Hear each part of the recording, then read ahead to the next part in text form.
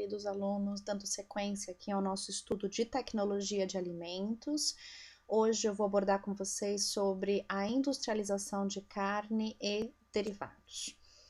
Bem, a industrialização de carnes e derivados envolve vários aspectos, vários produtos e subprodutos, né? Inclusive o processo de fabricação de embutidos, que eles têm um valor agregado bastante interessante, aumenta bastante a vida de prateleira de alguns produtos, bem como a aceitabilidade desses produtos também é bastante interessante. No entanto, né, não tem como nós negarmos que na produção, né, desses produtos existe sim a adição de nitratos e nitritos, com o fundamento principal de aumentar a conservação desses produtos, além, é claro, de alterar o padrão de cor desses produtos cárneos, né, tornando-os mais atrativos do que os demais.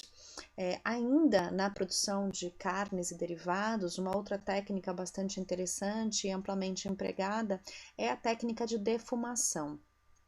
A técnica de defumação, apesar dela ter um certo aspecto de conservação, a utilização dela não segue esse princípio como fundamental, né? Ela não é utilizada exclusivamente para a conservação, e sim para uma tipificação, para criar uma identidade àquele produto, né? Uma vez que a forma de conservação a partir de defumação, ela não é extremamente segura.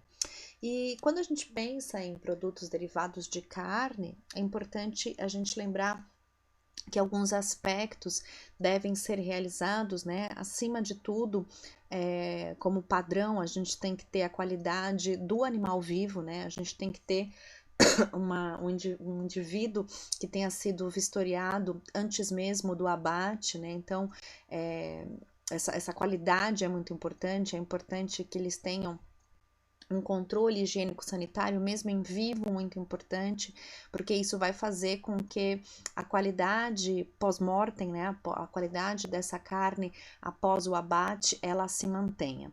Então, desde o recebimento da carcaça também, e até muito antes disso, a qualidade dessa carne é fundamental. Então, pensando no abate, né, e no recebimento da carcaça, é importante que seja feita a inspeção, mesmo que visual, logo que imediata, né, e avaliar principalmente a condição de higiene dessa carcaça, e à medida que for possível, né, o mais rápido possível, é interessante que se faça o controle tanto de pH quanto de temperatura. E para poder ter uma análise, né, da qualidade dessa carcaça, existem alguns pontos críticos de controle que devem ser determinados, né? Para isso é importante que se faça um checklist, né? Saber se essa carne ela está devidamente embalada, se essa embalagem ela está intacta, né? Então todos esses aspectos, analisando esses pontos críticos, eles vão me garantir uma qualidade de uma carne de melhor qualidade. Então, observar se essa carne, se essa carcaça, ela tem uma etiqueta, e se tem etiqueta, se no lacre está determinado todas as condições de rastreabilidade, né? Inclusive de tipo de corte, de sexo do animal, quando que foi feito o abate, para eu poder ter uma análise mais criteriosa em relação ao prazo de validade. Um outro ponto super importante é se existe carimbo de inspeção. Então, essa carne, né, assim que ela chega para o produtor final, é importante que ela já tenha passado por uma inspeção prévia, né, imediatamente após o abate. A verdade é que ela sofre uma inspeção antes do abate, e ela sofre, né, o animal sofre uma inspeção antes do abate, e essa carne tem que ser inspecionada imediatamente após o abate, né? Assim que sejam feitos os cortes, eles já têm que ser inspecionados e tem que receber um selo para isso. Normalmente os selos que são realizados são selos vinculados a um serviço de inspeção federal ou algum serviço de inspeção municipal, que é o CIF, que tem que ter uma numeração, um registro mediante o Ministério da Agricultura, né? Então, tudo isso tem que existir até mesmo para um controle de rastreabilidade, que caso exista alguma contaminação, algum indivíduo que desenvolva alguma doença que possa ser transmitida por essa carne, ela deve ser rastreada para poder minimizar danos ao resto da população. Outro ponto importante que faz parte desse checklist, né, faz parte dessa análise dos pontos críticos de controle, é avaliar toda a qualidade dessa carne nas características, inclusive macroscópicas e organolépticas, se assim possível, né? Assim como a cor da carne, a cor da pele, do toucinho, inclusive a cor dos ossos, ver se ela está adequada, detectar o odor, observar como é que está a superfície, se ela está seca, se ela está úmida, se essa carcaça veio inteira ou se faltam algumas partes, o que pode ser um indicativo da presença de cistos, né? De alguma contaminação zoonótica presente nessa carcaça. Observar se os cortes foram feitos de maneira correta ou se existem incisões inadequadas nessa carcaça, o que também pode ser indicativo de alguma adulteração, né, para poder mapear, para poder maquiar alguma contaminação prévia, né? Avaliar o peso dessa carne no momento da chegada e a temperatura, se ela está resfriada, né? Se ela está entre 5 e 0 graus. O pH também é importante, né? É importante que esse pH não seja muito ácido, né? Muito menor do que 6 e nem muito alcalino, muito maior do que 6, porque isso pode ser também indicativo de alterações dessa carne, né? A gente diz que o pH menor do que 6, né, ele pode ser um indicativo de uma carne do tipo PSE, que eu vou falar para vocês já já, né, que existe uma deteriorização dessa carne, inclusive é possível visualizar isso macroscopicamente, ou se ele tiver muito alcalino, ela pode estar inclusive estragada, né, ou com o aspecto dark, né, que a gente chama de carne DFD. Então essa sigla PSE, né, é uma carne que ela até muitas vezes acaba sendo consumido, mas é uma carne que ela se chama PSE porque ela fica extremamente mole e pálida, né? Porque esse tipo de carne é porque ela perde muita água, né? Ela acaba tendo uma desidratação durante esse período pós-abate, né? Mas na superfície da carne, muitas vezes ela não tá ressecada, né? Por isso que ela acaba estragando, né, rapidamente. Então, isso afeta o prazo de validade da carne, né? A carne do tipo PSE, apesar de poder muitas vezes ser consumida imediatamente, ela não é considerada uma boa matéria-prima, porque ela estraga com facilidade. Então, eu não consigo utilizá-la para produzir outros tipos de subprodutos. Então, por isso que é interessante não receber esse tipo de carne. Por outro lado, a carne DFD, ela é uma carne que ela já apresenta um aspecto extremamente ressecado, o padrão de cor dela modifica muito, ela fica uma carne muito escura, então ela é escura e seca, né, e ela é pegajosa, ela adere nas mãos, né. Nesse tipo de carne, existe uma alteração do pH também, né, cada vez mais progressiva, é uma carne que também estraga com mais facilidade e também, por essa razão, também não é utilizada para outros subprodutos. Então, avaliar se essa carne está PSE ou se ela está DFD é muito importante porque eu não consigo produzir subprodutos, né? Não consigo realizar a utilização dessa carne para subprodutos ou para outras matérias, como matéria-prima para outros produtos, porque ela estraga com bastante facilidade, né? Essa carne DFD, ela também pode ser chamada de Dark Cutting Beef, né? Que é um bife de corte escuro, né? Ou o DFD pode significar também, né? De escuro, firme e seco. Lembrando que a PSE ela é clara, ela é mole, né? Ela não é firme, mas ela é úmida. Então, esse é um diferencial. Então, o ideal é que a gente tenha uma carne com uma coloração normal, né? Então, o ideal é que ela não esteja nem muito clara, né? Nem muito PSE, porque senão significa que ela perdeu muito líquido e isso vai fazer com que ela estrague com mais facilidade. E nem muito escura também, porque isso muitas vezes vai alterando o pH lentamente e vai deteriorando essa carne com mais facilidade. Ela tem que estar com uma coloração normal, né? Que a gente considera que é uma coloração avermelhada, ela tem que estar firme e não pode ter nenhum aspecto exudativo, como na PSE. Bom, sabendo disso, então, né, sabendo como que a gente deve receber essa carne, vamos falar um pouquinho sobre quais são esses produtos que são amplamente produzidos a partir da carne, né? Quais são os derivados cárneos. Bom, um dos mais comuns e talvez um dos mais antigos é o charque, né? E muitas vezes as pessoas confundem charque com carne seca porque ele se parece em muitos aspectos, né? Mas sem sombra de dúvida, o charque ele é uma maneira mais antiga, né? Aquela mais primitiva, que se baseia na verdade numa salga, né? E essa salga que promove a desidratação, ela pode ter ou não uma defumação, ou seja, um contato com algum tipo de fumaça para dar algum sabor específico, né? E é uma das mais primitivas formas de conservação. Então, antigamente, quando não se existia geladeira, não tinha como conservar, toda a carne que era obtida, ela era salgada e desidratada, e dessa maneira eu conseguia aumentar o tempo de vida de prateleira deles, né?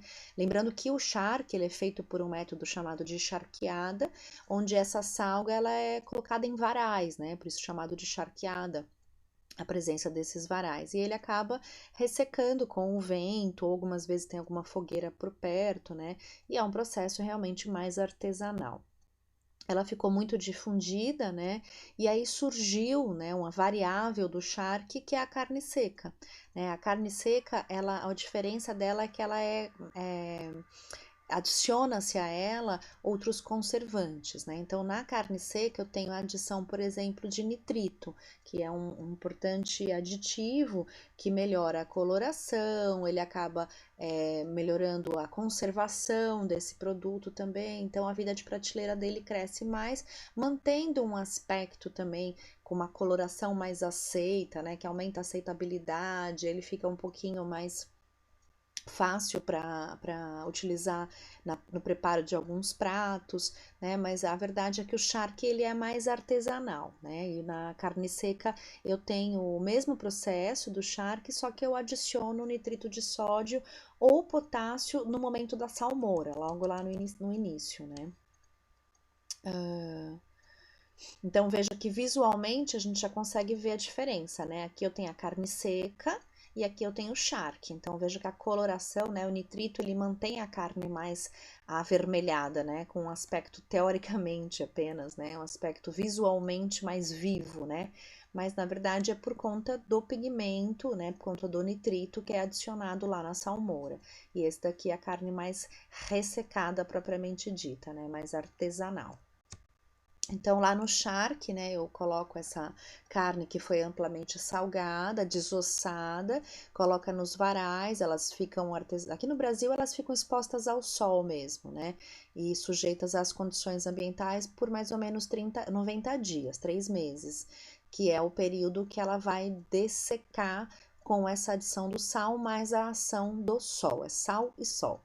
Nesse processo inibe, porque como tem muita salmoura, né, muito sal, ele inibe o crescimento da maior parte das bactérias e reduz muito o teor de água. Então, isso diminui a atividade de água, diminui a contaminação. E não precisa de refrigeração. Então, isso é um processo artesanal, demorado, mas barato, né? Ele reduz muitos custos de vários aspectos, transporte, embalagem, e ele fica com essa cara aqui. Né? Faz o corte, salga e coloca nos varais. Isso é conhecido como charqueada. E a charqueada ela é feita com determinados cortes, né, do animal. Então, geralmente se usa muito a ponta da agulha, que é essa região lateral, né, ventrolateral do animal. Usa muito o músculo de dianteiro dessa porção, né, também. E às vezes a carne que a gente chama de carne mecanicamente separada se usa mais para preparo de carne seca, né, por isso que ela fica toda despedaçadinha. Então, é uma forma de eu aproveitar essa carne que não teria utilização imediata, né? Todo o restante, normalmente se faz o corte e se consome ao fresco, né? Então, eu consigo consumir aqui a picanha, né? O filé, o contrafilé, até mesmo o acém, cupim, né? Todas essas regiões, normalmente, elas têm uma aceitabilidade a fresco no mercado. E as demais acabam sendo utilizadas para esses subprodutos. Além disso, né, muito utilizado também, aumenta muito a lucratividade, tem uma aceitabilidade muito intensa, não só aqui no Brasil, mas no resto do mundo, principalmente na Europa, nos Estados Unidos, é a síntese, né, a elaboração de outros produtos relacionados a derivados cárneos, como principalmente os embutidos. Aqui no Brasil, Toda a tecnologia de embutidos, ela é prevista pelo Regulamento de Inspeção Industrial e Sanitária de Produtos de Origem Animal, onde ela define os embutidos e alguns produtos até mesmo isoladamente, ela especifica como que eles devem ser produzidos, como devem ser classificados, como eles devem ser elaborados, tem todo é respeitado, inclusive, os hábitos regionais, né? Então, esse RISPOA vale a pena dar uma observada nele para conhecer um pouco mais sobre esses embutidos. Lembrando, claro, que ele tem uma certa regionalidade, né? Bem interessante isso. Então, os embutidos são todos produtos que são feitos a partir dos derivados cárneos, são considerados produtos frescos, né? Frescais. Eles podem ser defumados, né? Muitas vezes, na maioria das vezes são, e podem ser defumados não cozidos ou cozidos. Né? Normalmente, quando são cozidos a temperatura mais elevadas, como por exemplo mortadelas e salsichas, né? Por questões higiênico-sanitárias, inclusive, mas eles podem também produzir produtos mais secos, semissecos ou até mesmo maturados. Então, existem uma grande quantidade de embutidos carnes, mas via de regra, a maior parte deles é feito com as carnes desossadas, né? Às vezes podem ser utilizados também algumas vísceras, gorduras, mesmo ligamento, pele e sangue, como por exemplo o preparo de linguiças, de salsichas, de mortadelas e por aí vai. E essa carne, ela tem que ser, mesmo que seja oriunda dessas vísceras, né, sangue, ligamentos e gorduras, ela tem que ser adequada para o consumo. Então, ela não pode ser uma carne contaminada, né? Ela tem que passar por uma inspeção. Eu não posso simplesmente utilizar qualquer resto sem uma inspeção. Tem que ser refrigerada, ela tem que ser limpa, não pode apresentar nenhum tipo de odor anormal, como por exemplo, se eu utilizar alguma víscera que tenha tido contaminação fecal, eu não posso utilizar. Da mesma forma, os ossos e cartilagens. A legislação, né, mesmo prevendo e quantificando certas categorias de carne sem determinados produtos, ela não as identifica a ponto de permitir a distinção precisa. Então, quando eu preparo esses embutidos, eu não consigo determinar o que foi do que, né? Então, o que se tem coração, se tem fígado, não. Eles escrevem lá que existem vísceras, que existem segmentos, né? Existe uma carne mecanicamente separada, que é aquela que fica bem aderida ao tecido ósseo, mas eu não consigo determinar que tipo de estrutura que é. Isso a legislação não cobra e só apenas identifica qual é a origem, se é bovina, se é caprina, se é suína, muitas vezes isso está presente na descrição do alimento. Mas de qualquer forma, para produzir esses embutidos, a gente sabe que existem alguns critérios, né? Eu digo que existem a categoria de primeira, segunda e terceira, né? Que a gente brinca que é a carne de primeira para fazer determinado embutido, carne de segunda ou carne de terceira. Então, quando eu tenho um embutido que foi feito com carne de primeira, ele é um embutido que foi feito exclusivamente com carne magra, que não apresentava gordura aparente, não apresentava nenhum tipo de tecido conjuntivo aparente, como tendões e nervos, e nem também presente vasos sanguíneos grandes, nem glândulas, nem nódulos linfáticos, né? Então, essa é a carne de primeira. A carne de segunda, que é utilizada para a produção de embutidos, ela também é uma carne magra, também não tem gordura, só que ela é privada meio que grosseiramente de nervos, então podem apresentar às vezes pequenos pedaços de nervos ou vasos sanguíneos, mas ela não apresenta glândulas, nódulos linfáticos e sangue, bem como lá na primeira. No entanto, no embutido que é feito com carne de terceira, aí se utiliza carne de cabeça, de esôfago, de faringe, da própria língua, de diafragma, tem utilização de sangue, toucinhos e vísceras. As únicas vísceras que não são utilizadas é o pulmão e o baço, né? Possivelmente pela grande irrigação e possíveis contaminações, né? O pulmão normalmente ele apresenta quadros de antracose pulmonar, então ele acaba até, e o aspecto dele, né? Ele é muito firme para poder ser utilizado para produções desses embutidos. E o baço, porque por ser um órgão hematopoético, amplamente irrigado, então ele potencialmente ele é mais contaminado também. Então, por essa razão, além de ser extremamente friável, né? Então, por isso ele não é muito utilizado. Além disso, Desculpa. Em todos os embutidos sempre estarão presentes as chamadas substâncias enchedoras. Né? Quem que são essas substâncias enchedoras? São os amidos, né? Muito comum a gente ver isso em mortadela, em frios de forma geral, né? Aquelas massas cárneas adicionadas com amido. Proteínas vegetais, né? A mais comum é soja, caseinato, né? E tudo isso é colocado com várias razões. Primeiro, para dar o aspecto, né? Para dar aquela identidade, principalmente para reduzir o custo, porque ela é enchedora, então ela dá aquele volume. Mas ela também dá aquele aspecto, aquela identidade, né, firme daquele alimento e tem uma ação também estabilizadora. Além disso, muitos desses produtos embutidos, também principalmente em linguiça, se adiciona também água e gelo. Né? Aqui não é nem tanto com propriedade enchedora, mas sim com a propriedade de resfriar a massa, então você garante a qualidade do produto durante aquele processo. Você deixa o alimento mais hidratado, mais suculento, né? A linguiça é muito comum, às vezes, quando a gente coloca numa grelha e você faz o corte da linguiça, você vê que sai aquela água, né, de dentro da linguiça, porque durante a mistura da massa para a linguiça se acrescenta água ou gelo, é mais comum gelo mesmo, e até para diluir, né, os temperos que são utilizados nessa massa, né? Então ela facilita lá o processo do embutimento, que eu tenho que ter essa massa, ela aumenta a fluidez. E além disso, né, os diferentes condimentos e especiarias, que também dão a identidade, né, melhoram o sabor, né, a adição de sal também melhora o sabor. Então, tudo isso torna característico esse embutido, né? Então, é importante a adição de condimentos e especiarias, incluindo aqui o sal, porque ele vai dar aquele sabor característico para cada um deles. Além disso, acaba tendo um efeito bacteriostático, porque ele reduz o teor de água, né, a atividade de água, e ele acaba estabilizando misturas, missões, então tem um papel importante aqui. Os açúcares também são comumente adicionados, principalmente maltose, sacarose, aqui com a intenção de tirar aquele sabor amargo que muitas vezes fica com o tempo, à medida que adiciona sal e outros condimentos. Então o açúcar ele aumenta também a palatabilidade, né? E melhora também a característica, né? A cor e o brilho daquele embutido, por isso que é comum. Além disso, não é incomum também a adição de glutamato, de inosinato, de hidrolisados de proteínas, todos eles para melhorar sabor, né? A gente sabe que esses aminoácidos, eles têm uma característica de ter um sabor específico, né? Levemente adocicado.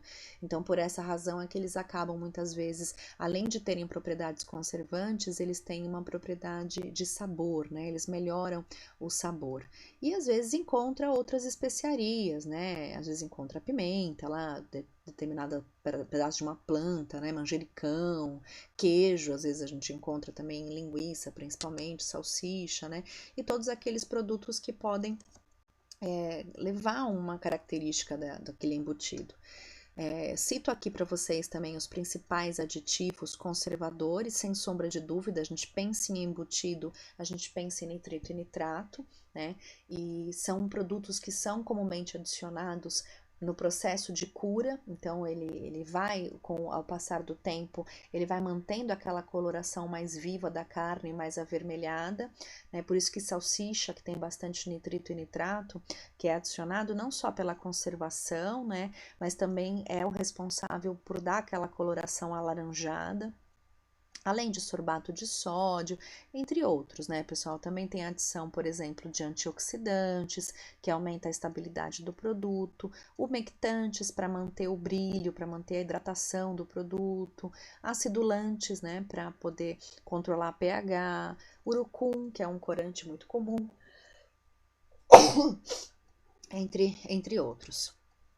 Bom, as carnes, né, a gente sabe que elas se estragam pela própria ação das enzimas presentes nela, então por essa razão é importante que elas sejam refrigeradas.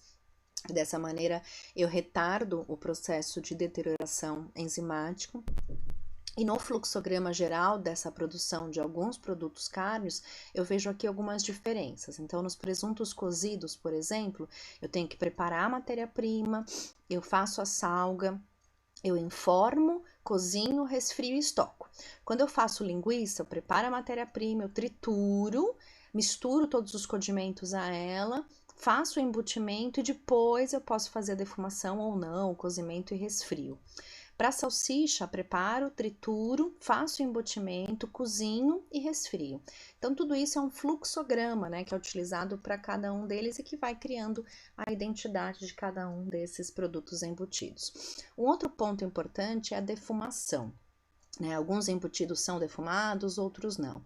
E o que a defumação faz? A defumação ela é um processo que a gente fala que ele dá uma característica, uma identidade. Ele tem, em alguns aspectos, de uma maneira mais sutil, ele é capaz de aumentar a conservação, mas não pode ser a única forma de utilização de conservação, claro que não, não é uma forma segura de conservação, mas prioritariamente ela desenvolve, o ato de aplicar a defumação, ela altera sabor, odor e a aparência. Então isso traz um aspecto muito interessante para quando esse produto ele vai à venda, Então isso é o que faz o diferencial dele.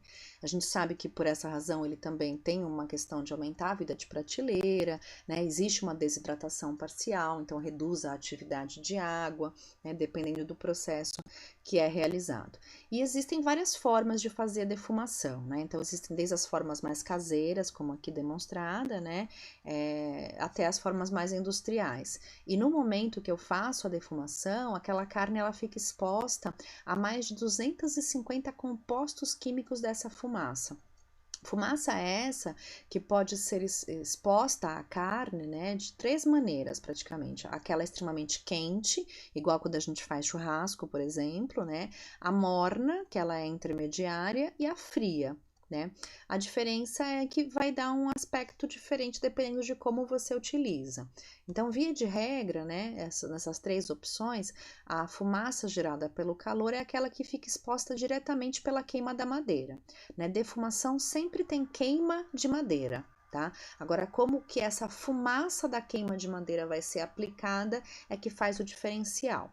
Então, ela é aquela quente quando a carne fica exposta ao calor da queima direta da madeira, como eu disse para vocês, como se fosse um churrasco, Quando aquela queima ela é mais lenta, ela é mais amena, Então ela é chamada de morna, ou fumaça fria, que ocorre a exposição da carne por uma chama mais baixa da serragem ou das lascas, é quando está no finalzinho, digamos aqui, desse processo.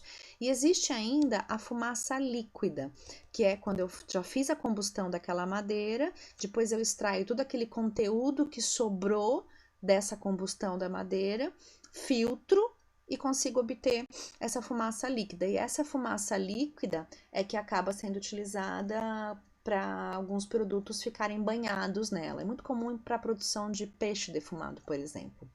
Então, a fumaça gerada pelo calor é a mais convencional e é a mais comum, Mas para isso existe, e também é a mais rápida, O uso da fumaça fria, essa que eu acabei de falar, ela é muito mais demorada, Então eu espero esse produto, essa produção dessa fumaça líquida após alguns dias, Na fumaça fria ou morna também é um processo mais lento, então é interessante dar uma característica específica, é muito comum, por exemplo, para presunto ou salame, mas é um processo mais longo, E ele não fica com aquele teor de defumação tão forte quanto na fumaça quente, E na líquida é um processo também bastante lento, eu tenho que fazer a completa combustão, a pirrólise ou pirólise da madeira, e depois que eu faço, aí esse conteúdo que sobrou, ele é condensado, filtrado, e é esse conteúdo que vai ser exposto à carne. Então, a carne propriamente dita, ela não tem contato com a fumaça, e sim com aquilo que sobrou da combustão da fumaça, Então, quais são as madeiras mais utilizadas para defumação? Normalmente são aquelas de árvores frutíferas, então cerejeira, jabuticabeira, laranjeira, goiabeira, mas tem que ser sempre uma madeira que ela seja dura, uma madeira livre de resina, uma madeira livre de substâncias químicas, para poder utilizar no processo de defumação. Tem que ser aquela madeira o mais próximo possível do natural, Outro ponto importante é uma embalagem adequada após a defumação, senão eu perco todo o meu produto, né? Normalmente se utiliza a embalagem a vácuo, porque dessa maneira também eu reduzo até a chance de oxidação das gorduras. Lembrando que quando eu faço a defumação, eu posso ter a perda de alguns nutrientes também, né? Então, às vezes, dependendo da situação, adicionam-se até algumas substâncias antioxidantes para diminuir a perda de vitaminas, principalmente, e em algumas situações também são adicionados alguns aditivos, né, nesses defumados, sempre com a finalidade de aumentar o valor nutritivo. Então, às vezes são, nesse caso aqui, vitaminas, minerais, porque elas são perdidas aqui no processo de defumação. Então, essas organizações como a FAO, por exemplo, elas permitem a adição deles. Além disso, né, também podem ser utilizados, por exemplo, os ácidos sórbicos e os sorbatos, né, para diminuir o crescimento de bolores, né, de fungos principalmente. E os nitritos e nitratos, né? Esse eu já falei basicamente para vocês anteriormente, mas é importante lembrar que eles são amplamente utilizados para manter aquele aspecto da cor, para manter a conservação, mas o excesso deles, eles podem causar alterações no nosso organismo. Claro que a gente não pode culpar nitrito e nitrato, o consumo de nitrito e nitrato extremamente por conta do consumo de embutidos, né? Vou falar disso já já para vocês, mas eles são importantes também, não só pela questão da cor, da conservação, mas que a gente sabe que também eles inibem o crescimento de Clostridium botulinum, que é uma bactéria grave, letal, e que em embutidos e produtos cárneos não é incomum a presença deles, então eu consigo dessa maneira controlar o crescimento desses micro-organismos, né? Mas ele pode, apesar dos inúmeros benefícios que ele pode trazer à carne, ele pode também causar malefícios à nossa saúde se consumidos em excesso. Lembrando, é claro, que nitritos e nitratos eles não estão presentes exclusivamente em produtos cárneos, a gente pode encontrá-los também em verduras e hortaliças, bem como na água, né? Porque às vezes a gente tem vários estudos que mostram que algumas águas de poços artesianos são contaminadas por nitrito e nitrato e por essa razão são muitas vezes os grandes responsáveis pela contaminação em excesso de nitritos e nitratos no nosso organismo. Existe um trabalho muito antigo, inclusive publicado pela Nilda Fernícola, que foi uma pesquisadora do Instituto de Química e se dedicou a sua vida inteira a estudar a toxicologia ambiental, e nesse trabalho, que se chama Metahemoglobinemia e nitrato nas águas, ela demonstra exatamente isso, né, que existe uma responsabilidade muito grande da contaminação do nosso organismo por nitrito e nitrato, não dos derivados cárneos, né, não dos embutidos, e sim de água, poços de água contaminado com essas substâncias. E o problema deles é que além desse potencial carcinogênico que ele pode causar, ele acaba alterando o funcionamento das nossas hemácias, né, causando o que a gente chama de metahemoglobinemia. Então, a hemácia, que tem a função de carregar oxigênio e CO2, quando ela acaba recebendo, né, esse composto que o transforma e não em hemoglobina, e sim em metahemoglobinemia, ela acaba não conseguindo carregar oxigênio e CO2, levando a quadros de hipóxia. Na questão da formação de nitrosaminas, né, ela é potencialmente carcinogênica, principalmente em criança. Mas cabe lembrar que não é que não pode consumir os embutidos porque eles têm a adição desses nitritos e nitratos, principalmente para conservar, para manter o padrão de cor, para controlar a população de Clostridium botulinum, é não tornar esses alimentos base da alimentação, né? Aquela regra da nutrição, é o equilíbrio, né? Então, se você consumir moderadamente esses embutidos, né? Restringir isso na sua dieta, consumir de vez em quando, né? Isso não vai causar nenhuma intoxicação. Né? O problema é fazer com que, por exemplo, um hot dog, uma salsicha, seja a base da alimentação no que se refere, por exemplo, ao teor de carne. Aí sim, isso pode causar malefícios ao longo da vida. Ok? Então, agora eu encerro aqui com vocês essa nossa aula sobre carne e derivados cárneos e eu os aguardo na nossa próxima aula. Até lá!